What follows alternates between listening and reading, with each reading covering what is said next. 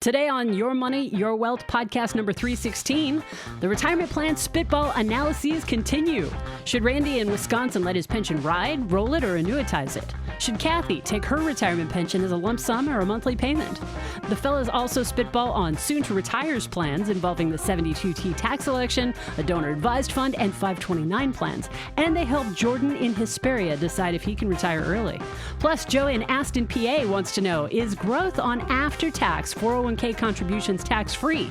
And what percentage of the portfolio should be in tax-free, taxable, and tax-deferred accounts? Finally, how does income from tax-deferred accounts impact Medicare premiums? Steve would like to know. Click Ask Joe and Al on air at yourmoneyyourwealth.com to get a spitball analysis of your retirement plans. I'm producer Andy Last, and here are the hosts of Your Money, Your Wealth, Joe Anderson, CFP, and Big Al Clopine, CPA. We have Randy. He writes in, Alan. Hello, YMYW team. I live in Wisconsin. Drive a 2018 Chevy Colorado 4x4 pickup truck. Yeah, you got to have a pickup truck in Wisconsin. You know, I think that's the perfect vehicle for Wisconsin, don't you? I think so. Take your dogs in the back and anything else that you want to. Kegerator, something like that. Kegerator? Okay, well, I suppose. He's got a 6-year-old Beagle mix, Cooper, who is also a Packers fan. How do you know Cooper? Cooper's a Packers fan? Well, I guess. I mean, that just shows you the intelligence of Packer fans. They're Beagles. The Beagles are all rooting for the Packers. Yeah, you know, since I am from Minnesota, I can say that. You understand it? I do. Okay. All right. Is it hot? It's pretty hot. She's a hot box today. It All is, right. yeah. She's got the heat up for us. Okay. My wife and I just keep us limber here. Yeah, right. My wife and I have a globally diversified, age-appropriate portfolio of Vanguard index funds and bond funds totaling $1.3 million. At this time, only $30,000 is in a Roth, with the remainder $1.27 in pre-tax money. We will convert some of that pre-tax money once my wife goes part-time. We have 1 year worth of expenses in savings. Since I've recently turned 55, I can roll over my $77,000 cash balance pension plan at a previous employer, which is currently guaranteeing a 3.79% interest rate. My wife is 58 and will go part-time till 62. We probably won't draw on our retirement assets until I retire in 10 years at 65, and possibly defer our Social Security until 70. Our home will be paid out before I retire. Sounds like Randy's pretty dialed in here. I think he doesn't really need our help, does he? I don't think so.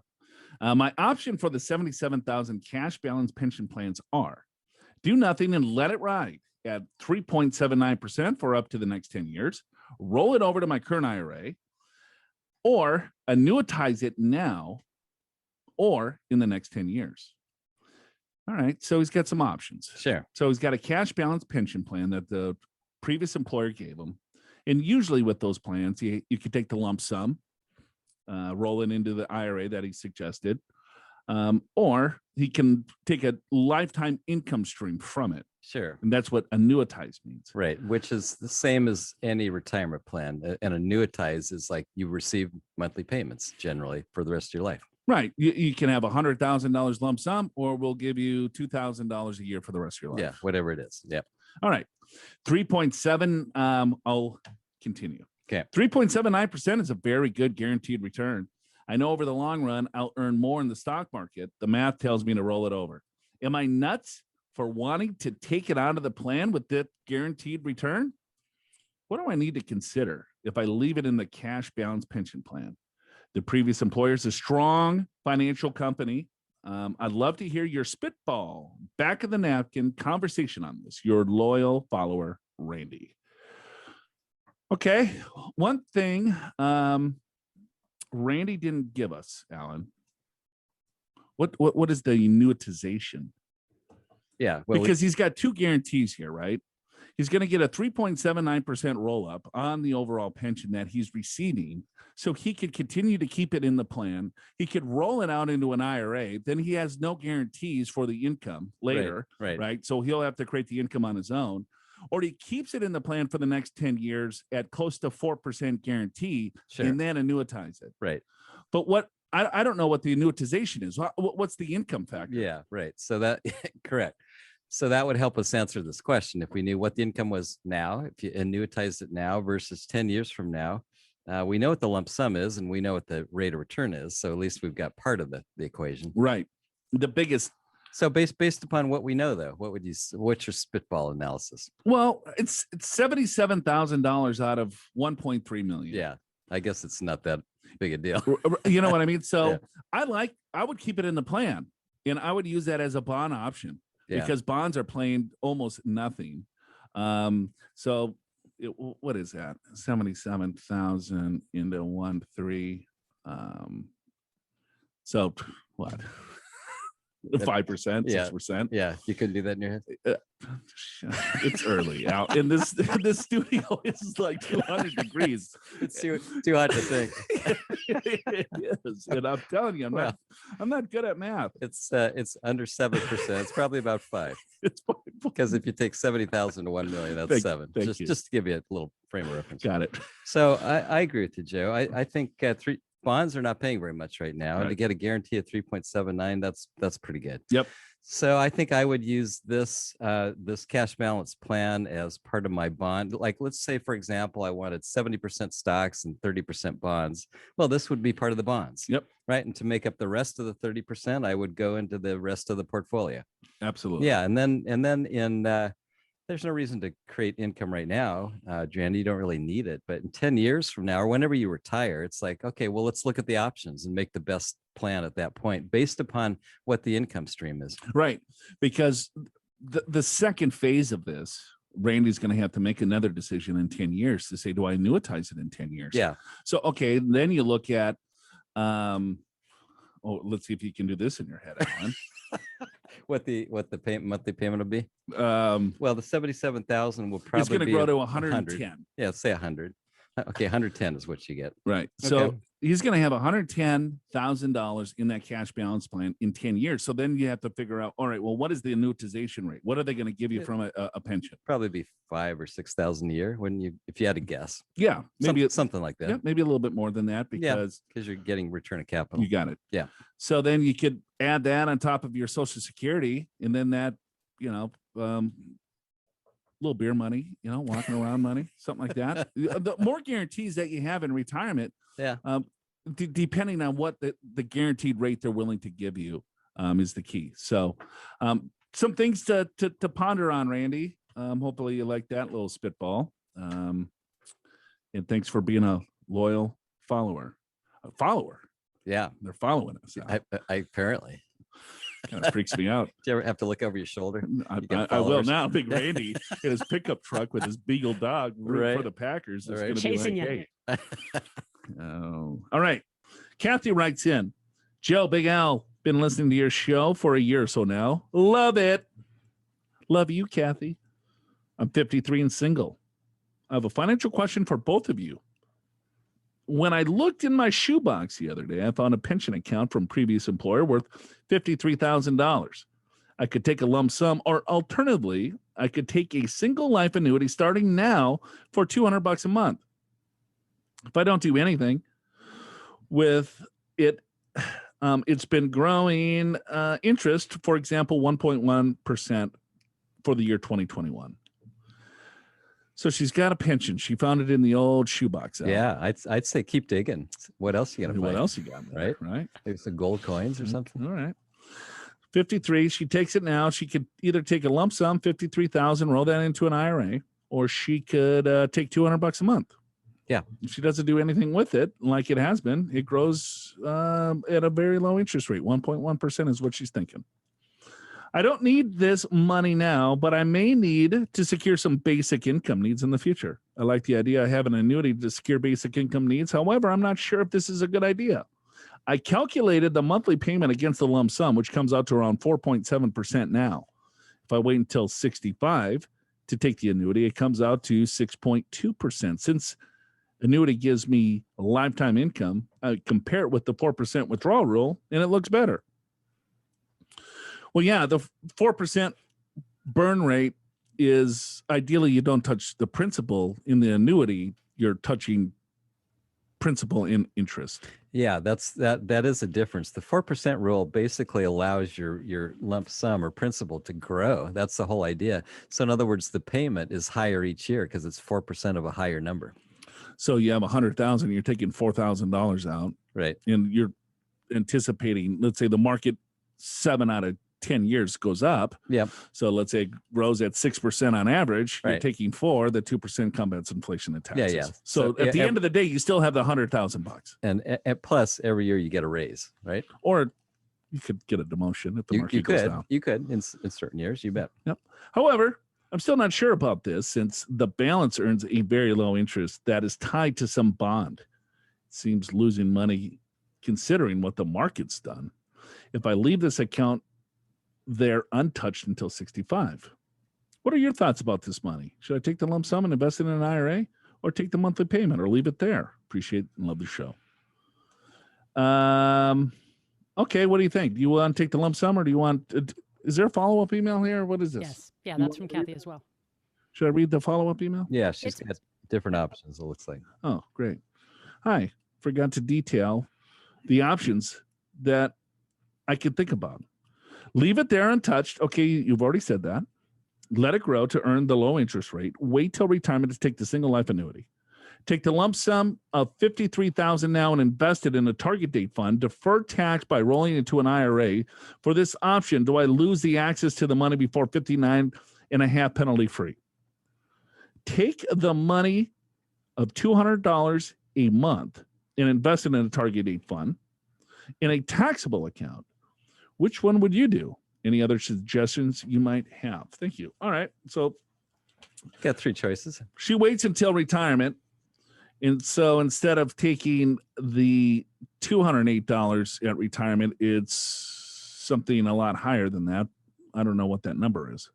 Well, I don't know if she's doing it on the 53,000. Let's assume she is. 53,000, 6.2%. Divided by 12 months, that'd be $273 per month, roughly, maybe. So she could take 208 now or 273 at 65. I think so. That's what I'm guessing. 53,000 now or $57,000 in the future. Yeah. Something like that. If it's growing at 1.1%, it's tied to some bond index. Right. Okay, we don't know what that is. So what would you do if you were Kathy? How old is she? 53. And she could get 208 right now. Yep. Okay. 53. Do you think Kathy has longevity? Let's assume she does. Yeah, I would say so. Sure. She's Okay. single. She doesn't have a man in her life, so she's probably got longevity. She probably would have told us otherwise because she's liking the annuity. If you have longevity, the annuity like the probably annuity. will work out for you. Right. So let's say you take the annuity now at 208, and let's say she lives until age 95. Yeah. Which is what, 40 years from now? Yeah. Call it 40, 93. Okay, I'll just go 40 years, and she's doing that a month, and she gets 6%. Future value of that is $414,000. Right. She's single. I don't know if she's got kids. Does she want to pass it? But she wants to spend the money, so she's not going to invest it. She's going to invest it in a target date fund until she retires at age 65. You think? Or if she just takes the lump sum at 6% for 40 years, let's see what she ends up with. And she does want to know if she can access the money before 59 and a half penalty free if she pays the lump sum. She cannot. It's an IRA. Yeah, 545,000 if she takes the lump sum at 6%. Okay. So she takes a lump sum and then she grows it at 6% until 93. It's 540,000 versus the 208. Yeah. In other words, or she takes the 208 and invests each of those payments. And the reason why, or you could reverse that and take the present value of that. The lump sum is going to be worth more. You could. So I could take 208 to age 93 and take the present value of that of some discount rate. Yeah. And the reason why we're ending up with the lump sum being better is we're using 6%.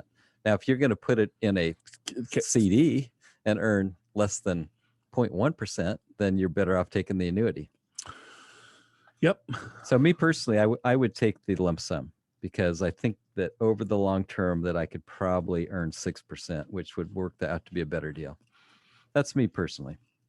Kathy, it depends upon your ability to invest and your ability to weather ups and downs in the market and all that sort of thing. Right.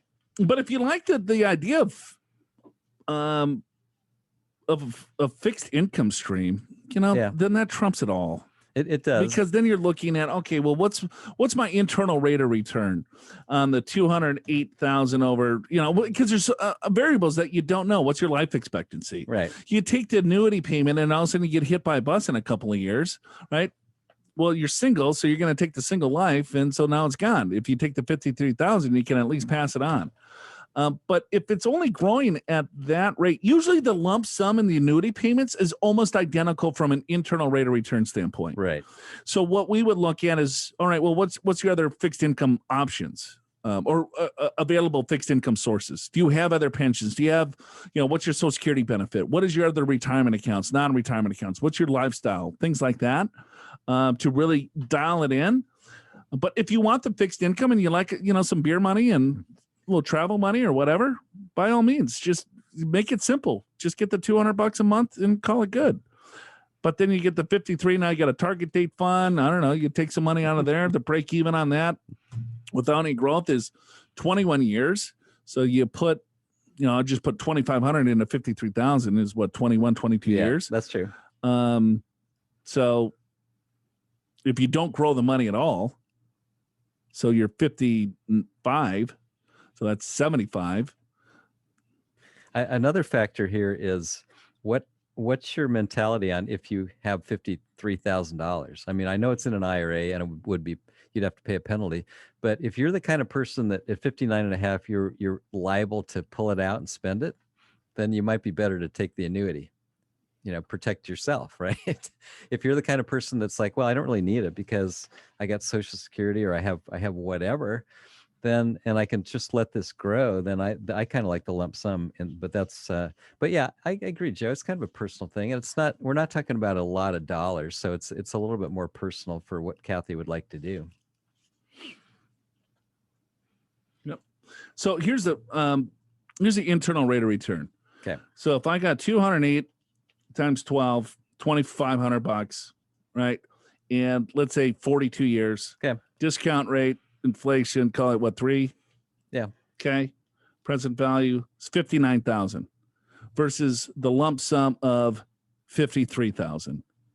Right. It's almost identical. And as you said, it usually works out that way. Right. So whatever preference you want. Read the episode transcript, watch Joe and Big Al discuss the pension lump sum versus annuity question, and listen to a previous YMYW discussion on the pension topic by clicking the link in the description of today's episode in your podcast app to go to the show notes at yourmoneyyourwealth.com. If you want the fellas to spitball about your pension options or any other money questions you may have, click Ask Joe and Al on air in the podcast show notes and send them your situation. And hey, if you haven't told anyone about YMYW yet, what are you waiting for? I also want to welcome all of the new listeners that have been emailing and telling us that they've just discovered Your Money, Your Wealth on YouTube or Apple Podcasts, Google Podcasts, or Spotify, among others. We are glad that you found us. Welcome. We have an email. Team, I love your show. I'm 52, planning to retire in 13 months at 53 and a half. My wife and I have a net worth of $2.2 million, with 275 of that being our paid off home. We have no debt and drive a Toyota in a Ford pickup truck. We've worked hard, lived below our means, and are looking forward to traveling and enjoying our grandchildren in a relatively low-cost area. The rest of our assets are broken down as follows. 1.7 million retirement accounts, $100,000 in a high-yield savings account, $85,000 in a brokerage account, and $50,000 in a real estate syndicate deal. What do you think about a real estate syndicate deal, Al? What does that even mean? It's like a real estate investment. It can be good. It depends upon the underlying real estate. It may be great. It may not be. I don't know from looking at this. It's got 85,000 in that dividend paying stocks. Yeah. Average 6%. Not bad. Oh yeah. Rest in growth stocks like Tesla. Yeah. Yeah, that is a growth stock. Did you say growth or gross? Oh, growth. It's definitely growth. Yeah, it shoots up in value sometimes when we don't even know why. Our goal is to build our current non-retirement assets to $245,000, currently to 300 to 350 before leaving my job. So he's got 100,000 in cash, right? 85,000 in after-tax brokerage. So that's close to 200,000. I don't know where he's getting. Oh, and the real estate syndicate. The syndicate. syndicate. He's part of the syndicate. It's part of the syndicate. Yeah. Forgot. All right. So by the way, I would not count that as your non-qual. That's an illiquid investment. That thing is tied up forever. Hey, do you think I could get out of the syndicate? No. Probably not. Come back next year. We also have added $75,000 to our retirement accounts during this time. All right. Okay. So hold on. Let me restart this. Our goal is to build our current non-retirement assets to $245,000 currently to $300,000 or $350,000 before leaving my job. We will also be adding $700,000 or $75,000 to our retirement accounts. So he'll have a couple $1 million. Let's just call it that. I've also received a small pension from my military, $15,000 per year, along with free healthcare. My wife works with the school system and will be able to maintain her low-cost healthcare when she leaves her job, likely in a year or so after I do. We have proven that we can easily enjoy a lifestyle of $75,000 per year, having tracked every dollar of our expenses for the past 5 years. I can't even say that. That's I track a week. Oh my God. I can't even track what the hell I spent today. I've tracked every dollar, every penny for 5 years, Alan. He's been anticipating this retirement. He wants to get his expenses right, which I admire that. The plan is to move $1.5 million into an IRA upon leaving my current job next year, placing $600,000 into a bond fund and the remaining $900,000 into a stock market index fund within the IRA. We will draw $60,000 per year. That's a 4% distribution rate using a 72T tax election to avoid the early withdrawal penalty from the bond fund and replace that money on good market years from the index funds. So he's doing a little 72T. That he is. All right. During severe and extended year market downturns, we will use our non-retirement accounts to live off of. I would also like to set up a donor advised fund of about $40,000 from our brokerage accounts on the first year of retirement to fund our grandchildren's 529 plans we created. Make church and other charitable donations and fund a small nonprofit I've started. The remainder of money from our 401k IRA and 403b will be rolled into the new IRAs that will do Roth conversions from to set up legacy accounts to eventually pass to our adult children and grandchildren. Again, love your show and would love to hear your thoughts on my plan. Soon to retire. Okay, so that's the plan. That's the plan for soon to retire. So do we like it? Do we have an idea? I don't think it's going to work.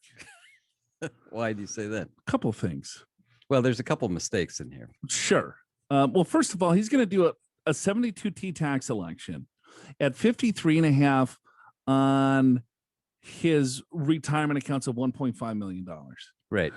So he's planning on taking a 4% distribution of $60,000. So he believes that he can do a 72T tax election that will give him 4%. Yeah, it's going to be 53. It's going to be a lot lower than that. It is going to be half that. Yeah, yeah. I don't have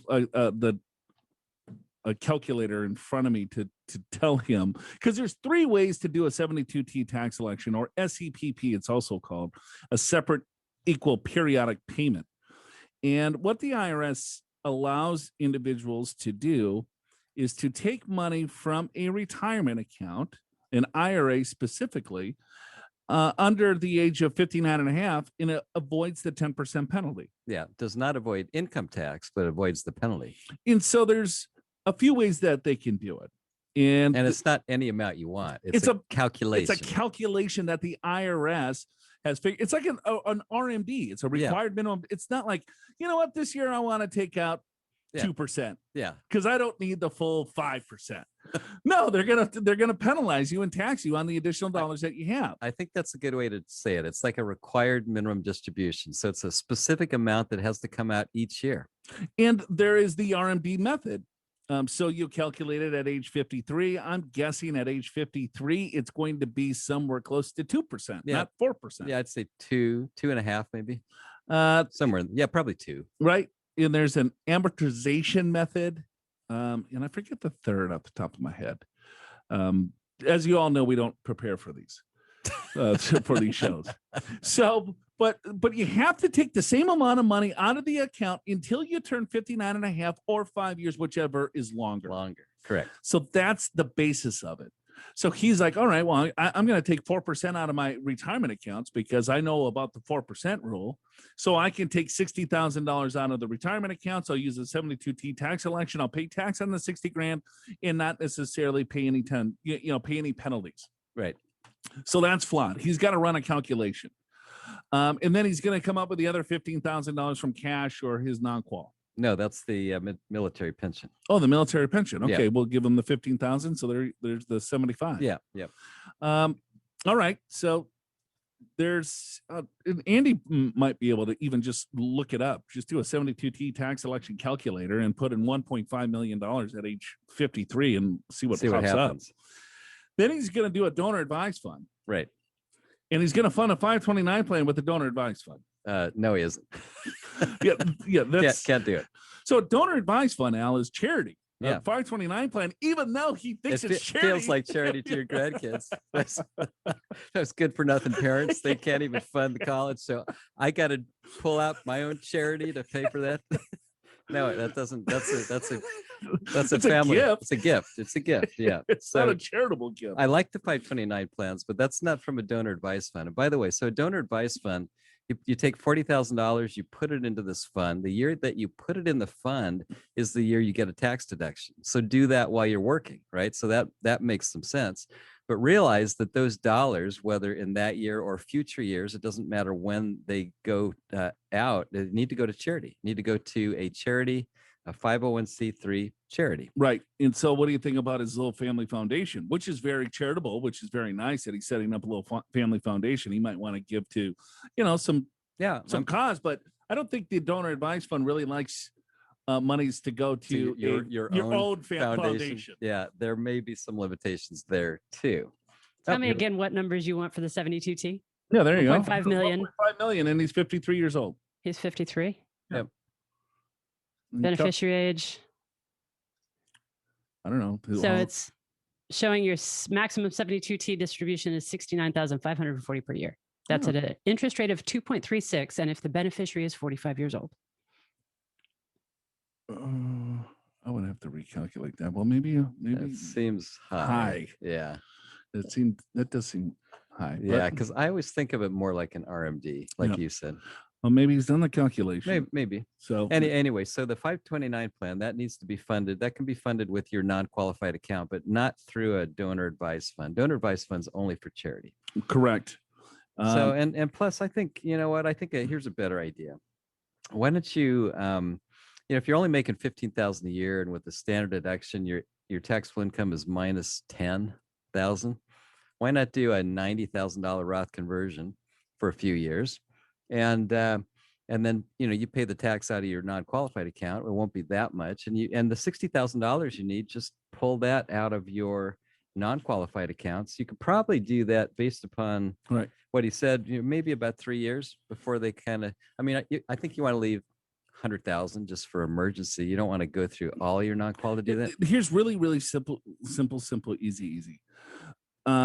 Soon to retire, this is what you do. You put all of your, he's cranking 75,000, him and the wife are cranking $75,000 per year into the retirement accounts. And he's also trying to get his non-qual up to about $300,000. Right. So move all of your retirement accounts, the $1.7 million that you have in retirement accounts, put that into your 401k plan, because you're retiring at 53 and a half. There is no 10% penalty if he's got to retire at 55. That doesn't work. So he needs to work another year and a half. Yeah, see, that could be if you can hang on. If you can hang on a year and a half, because then you can pull it out without penalty, and you can take out any amount you want. Right, and then the 72T kind of gets a little funny, because if the market blows up, on you still have to take that percentage based upon the balance. Correct. Right? Even if you don't need it, maybe you go back to work or whatever.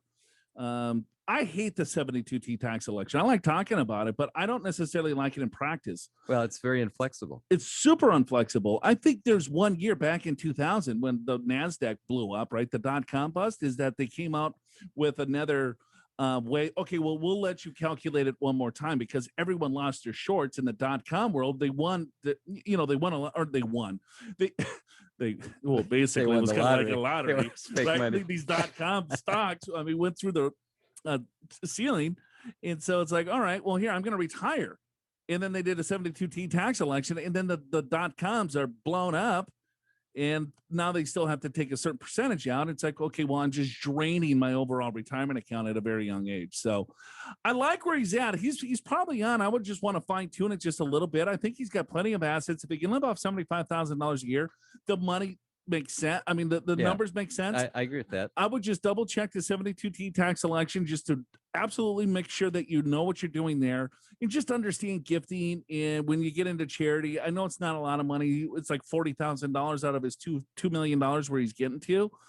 You just got to be careful of what you're naming things. Go to the 529 plan, and you would have to do a donor advised fund. Those are two separate things. So great question. Soon to retire. You're on your way. Thank you very much for the question. Good job. Jordan from Hesperia. Where's that? California. I understand it's in California. It's next to Victorville. It's in the high desert above San Bernardino, Palm Springs. Okay. Joe, Alan, Andy, just found your podcast last week and have been binge listening since with our Boston Terrier, Brixton. I'm 29. My wife's 37. I'm a foreman for a grading in excavating. Thank you. Excavating company. Grading and excavating. Excavating, yeah. No. They move dirt around. Yes. Gravel, right? Yep. Maybe. Or dirt. Okay. We are currently debt-free, including our home, worth $350,000. We drive a 2017 Toyota Tacoma and a 2014 Subaru Impreza. Right? Yeah, I think that's right. Pretty close. I think we had another listener that drives a Subaru Impreza. I make $120,000 a year. My wife stays at home with their 3-year-old. All right, Jordan. Good for you. We have $110,000 in retirement accounts, $50,000 in a 401k from my wife's former employer, $30,000 in my work 401k, $30,000 in my Roth. Just started a Roth for my wife. My work just started offering the Roth 401k.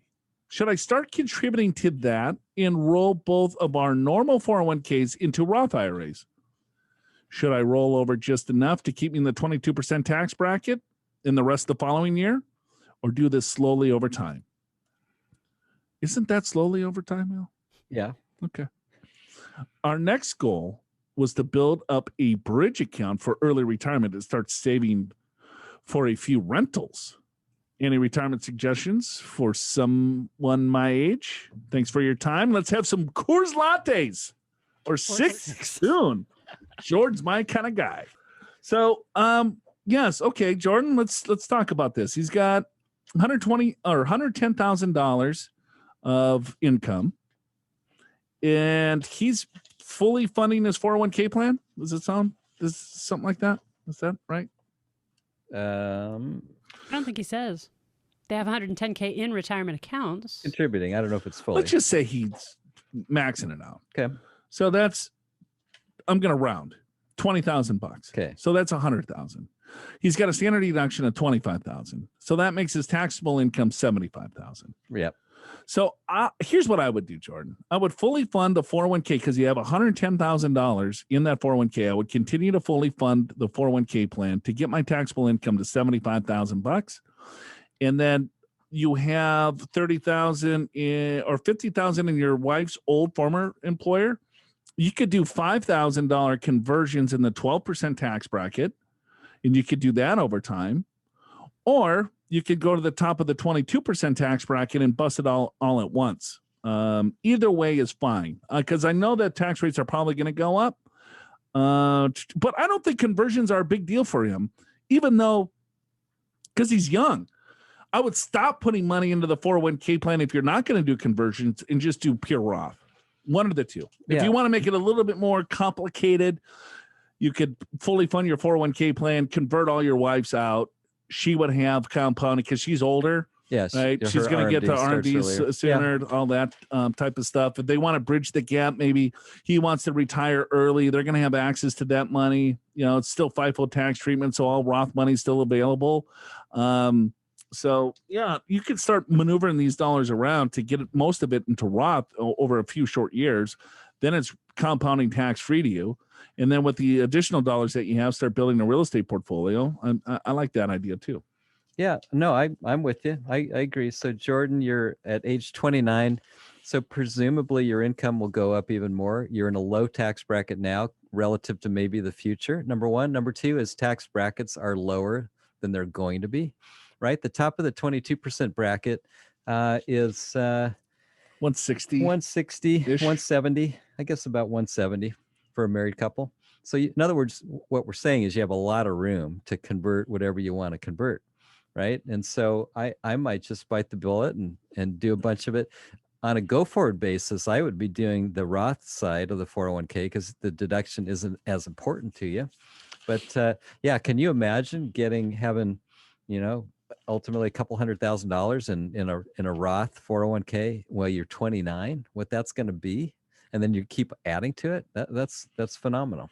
Yeah, I would do the math, Jordan. You have $110,000 in retirement accounts. If you bite the bullet, that will bite you in the ass. Well, when I say bite the bullet, I mean over 2 years. You could even do it longer. But who knows what's going to happen in tax rates, right? Yeah, I know. So I would look at it like this. Maybe you do a little bit this year. You do $10,000, $15,000. So the tax bite isn't that bad. Next year you do and then as soon as, because 2025 is when the tax rates are supposed to expire, where they're going to go back and increase on you. So instead of the 22% bracket, you're going to be in the 25% tax bracket, given current tax law today. We don't know what the new administration is going to, what rates are going to happen there. But given current tax rates, maybe you do $10,000, $15,000. You have 5 years or 4 years now. So maybe you do $20,000, $25,000, $20,000 or something like that. You don't have to get it all out, but if you do 25, 30,000, you get it all out. And then that tax bite would be maybe a little bit more manageable, that you would have to come out of pocket to pay the tax each April, even though it's the same rate. Yeah, and I guess the other factor related to that is you don't really mention how much you have in savings to pay the tax, so that's a factor here. And I think another factor is you mentioned that your wife is home with your 3-year-old, and I'm assuming maybe eventually she'll go back to work and your income will be even higher. So now is definitely the time to be thinking about this, whether you want to do it more quickly or more slowly over time. The idea is to get money into the Roth because you're young and it's going to grow tax-free. Yep. Yeah, I agree wholeheartedly there. Okay, buddy. I'll look forward to seeing you with some Coors cooler, Latte. The cooler of Coors Lattes. Yeah. Crack open one of those Coors Lattes now, because Joe and Big Al are in season 7 of the Your Money, Your Wealth TV show. Can you believe it? Check out the latest episode on avoiding costly tax filing mistakes and download the 2021 tax planning guide from the podcast show notes at yourmoneyyourwealth.com. Preferably, you want to do this before you dig through that shoebox of receipts and pensions, apparently, to file your taxes for 2020. You know, tax day is April 15th, so time is of the essence. Watch the show and download the guide by clicking the link in the description of today's episode in your podcast app. We got Joe writes in from Aston, PA. Suburb of Philadelphia. Of course. You didn't know that? I have some after-tax money in a 401k from 25, 30 years ago. You missed the beginning part. I have some after-tax money. Above his name. Hi, Andy, Big Al, and Backdoor Joe. Oh, I thought that was a totally different question. No, this is actually how he formatted his email. He did his intro first, and then he said his name and his suburb. Okay, I'm sorry. Go back. I thought that was just maybe like a little, just a quick question there. Yeah. Hi, Andy, Big Al, and Backdoor Joe. Good boy. Don't call me that at the local boom. First time I drive a 2009 Honda CRV and have a dog Yorkie Poo Joe, type of dog, not the name. That's not the name of it. Just so you know. I do get confused on that. I just did get confused earlier. With the Cavapoo and yeah. This one's a Yorkie poo. Nutmeg. I thought nutmeg was a dog. Right. Like a type of dog, not the name of a dog. Right. Turns out it was the name. Yep. Yorkie poo. All right. Okay. So back to Joe's question. All right. So what the hell's the name of the Yorkie poo? We don't know. He didn't say that because he didn't want to confuse you. Got it. Well, I'm just annoyed. Now you're not gonna be able to fall asleep tonight. I wonder what he named his Yorkie poo. I don't know. I'm gonna track him down. I'll ask Andy with her Google Earth. I have some after-tax money in a 401k from 25 to 30 years ago. At the time, the 401k plan offered the option of pre-tax and post-tax contributions. And not fully understanding the benefits of either, I then placed money into both. Is the growth of the money tax-free like it would be in a Roth 401k in the after-tax dollars? My statement lists the contribution plus growth as after-tax money, but I'm thinking that only the contributions would be tax-free. Second question. You want to answer that one? Yeah, he's right. That's correct. Yeah. And that's the difference between putting into the Roth side of your 401k where the growth would be tax-free, or put it the after-tax in, then it's only the contributions are tax-free. Second question. Could you give us a hypothetical target for the percentage of assets you would like to see to have in one's brokerage account, Roth IRA, and or 401k and pre-tax 401k? Your podcast is awesome, and I look forward to many more years of financial info and laughs. Sorry for not asking Roth conversion questions. Stay healthy and safe. Thanks, Joe. Can you give a hypothetical target, Alan? Well, we interviewed a person to work for us one time, and we asked a simple question. We gave him a case. How much should you convert? And we got a very succinct answer. Half. 50%. We said, how'd you get that? He didn't have an answer. Sounds like a good number. Seems like about right. It's impossible. There's no hypothetical target. It's not like a 60-40 split of stocks and bonds. It's not like you're looking for a target rate of return. It has to do with how much money that you're spending, how much other fixed income that you have, well, like your Social Security benefits or your pensions or real estate income. So then that helps devise the strategy to determine how much that you should have in the three pools. Yeah, and it's based upon what your income needs are, what your tax brackets are. Like, for example, if you're going to be in a very low tax bracket in the future and you're in a high tax bracket now because you're working, then probably don't do a Roth conversion at that point. Maybe you do it later, but if you retire at age 72 and already have your required minimum distributions, you might be in a high bracket. There's so many variables there. Yeah, I totally agree. There's not a formula here, like a third. It would be nice. I mean, if I could have a do magic wand, I do 100% Roth. But let's do a realistic magic wand, a third. But to get there may be completely the wrong answer for you, depending upon your circumstances. Correct. Yep. I think that would be a good, very hypothetical target, because usually what we see is 90%, 10%, 10%. Yeah. Or even nothing in the Roth. Right. 90% pre-tax. You got some cash reserves, maybe a couple bucks in the Roth. Right. So we've been trying to educate over the last several years to talk more about Roth so people start thinking about it. And I think we've done our job, because now we get Roth conversion, back door, front door, side door, right?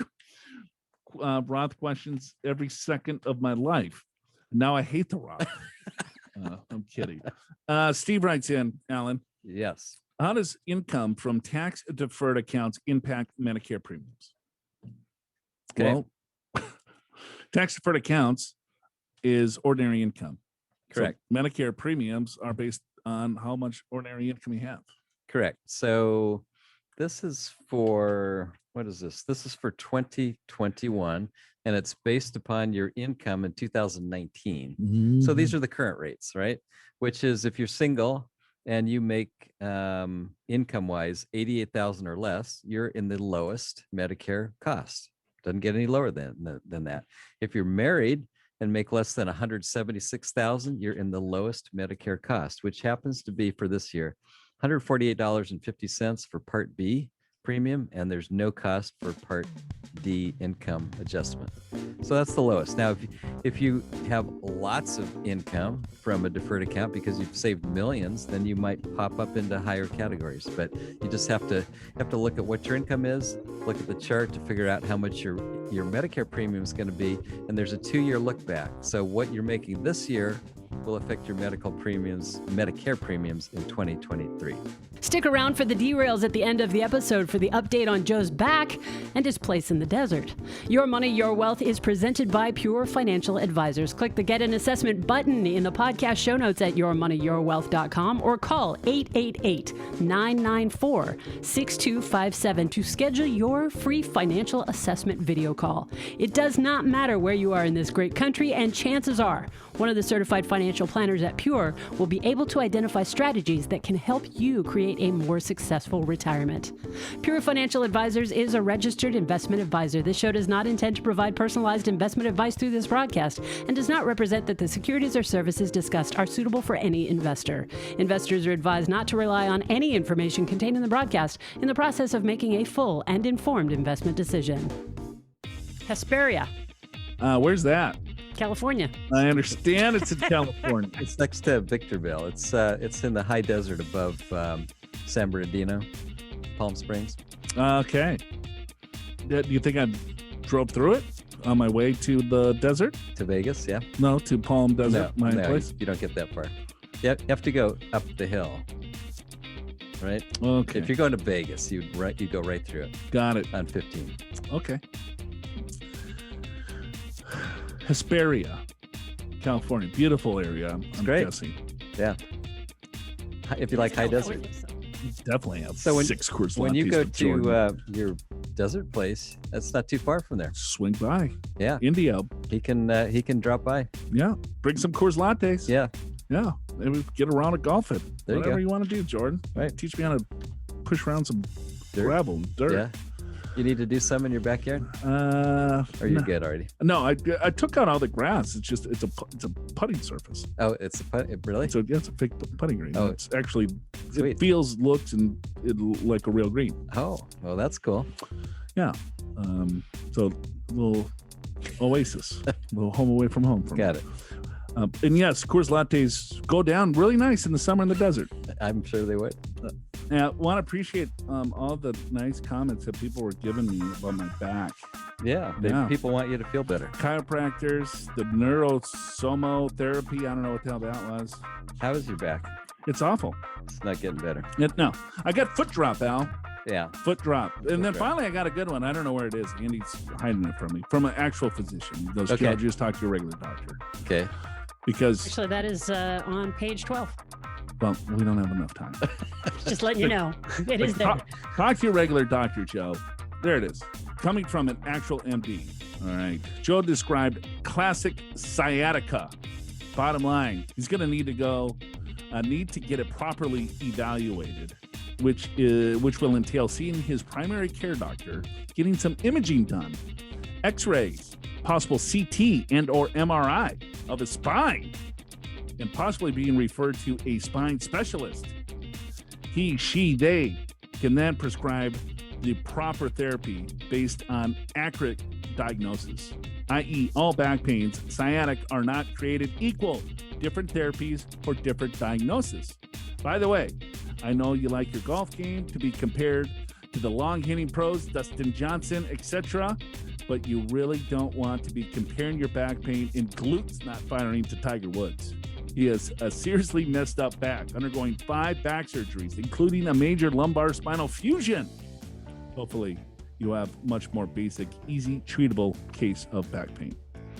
So I took his advice. Yeah. You went to the doctor. Went to the doctor. Yeah, you got all this tests. And then he was like, oops. Yep. Then I had to get an MRI. Got the MRI. Yep. Yep. And then I went to a spine specialist. Sure. Yep.